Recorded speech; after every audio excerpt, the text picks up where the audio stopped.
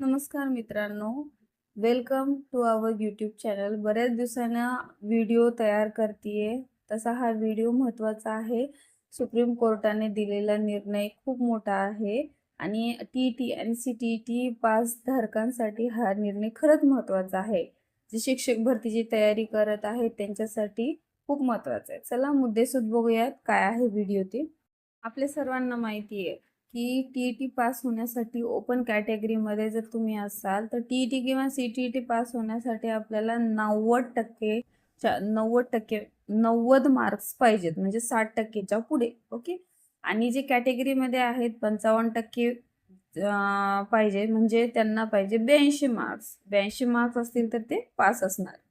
2022च्या शिक्षक भरतीमध्ये सांगितलेलं की जे TET पास आहेत कॅटेगरीमधून त्यांना टेटचे जे स्कोर आहे ते सुद्धा ओपन कॅटेगरीचा फायदा घेता येणार नाही. त्यांना ज्यांनी TET मध्ये कॅटेगरीचा लाभ घेतलेला आहे त्यांना टेट परीक्षेमध्ये सुद्धा कॅटेगरीतूनच ग्राह्य धरल्या जाणार. ओपन कॅटेगरीचा लाभ भेटला जाणार नाही. तर त्या विद्यार्थ्यांनी सुप्रीम कोर्टामध्ये गेले होते या गोष्टीला चॅलेंज करण्यासाठी की आम्हाला ओपन कॅटेगरीमध्ये समाविष्ट करून घ्यावं. आरक्षित प्रवर्गातील उमेदवारांनी टेटमध्ये जास्त गुण मिळवले असतील तर त्यांना ओपन कॅटेगरीमध्ये समाविष्ट करणे बंधनकारक राहील, असे सर्वोच्च न्यायालयाने सांगितलेले आहे. तर ह्या विषयीची जी सर्वोच्च न्यायालयाची जी निष्कर्ष आहे, त्यांचे जे मुद्दे आहेत ते आपण व्यवस्थित एकदा बघूयात. आता बघा, 2023ला जी टेटची एक्झाम झाली त्यामध्ये अपील करणाऱ्यांचे गुण जास्त होते, पण त्यांना ओपन कॅटेगरीमध्ये घेतलेले नव्हतं. तर उच्च न्यायालयाने काय निर्णय दिला की TET मध्ये ज्यांनी सवलत घेतली आहे त्यांना ओपन कॅटेगरीमध्ये ग्राह्य धरणे योग्य नाही. ओके. हे उच्च न्यायालयाने निर्णय दिला होता. तर ह्या विद्यार्थ्यांनी सर्वोच्च न्यायालयामध्ये धाव घेतली होती की या निर्णयाला, उच्च न्यायालयाच्या निर्णयाला चॅलेंज केलं होतं.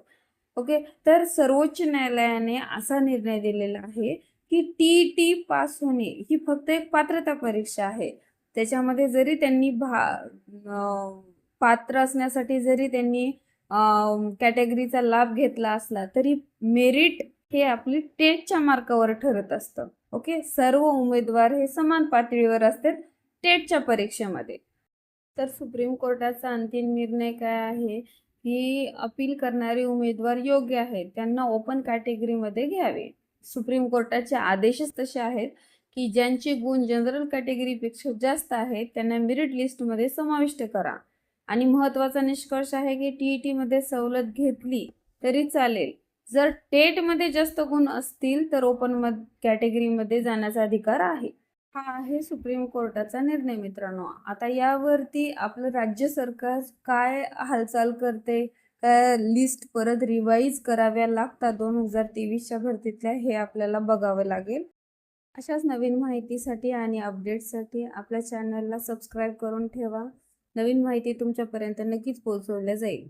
TET CTETची तयारी कुणी करत असेल तर त्यांच्यासाठी आपल्या चॅनलवर नवीन बालमानसशास्त्राचे व्हिडिओ आणि TET संबंधी लागणारे सर्व अभ्यास मटेरियल टाकले जातील.